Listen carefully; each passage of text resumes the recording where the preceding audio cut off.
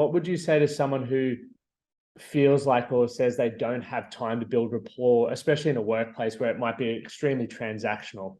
Yeah. So I'm a firm believer that transactional nature of work is evolving and changing. Maybe that was good in 1980 or 2000, 2010, but in 2023, at least in the United States, employees want to be inspired, they want to be engaged in their work, and they want to be empowered.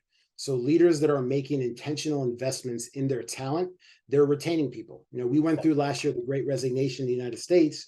And so to the leader who will say, I don't have time, they have to do this, it's their job, you may get performance for a quarter or for a short period of time, but you're probably going to lose those people. You're not going to have sustainable long-term results.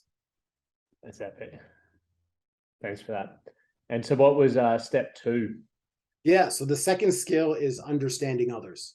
And this is the ability to be intentional about putting in the time and effort needed to get to know people on a deep level.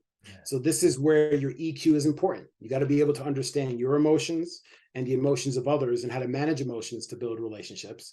But understanding others goes deeper than EQ. It's about being a good active listener.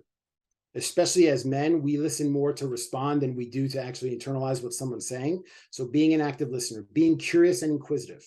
People who are more curious are more likely to engage people and draw people into conversations because they're asking questions.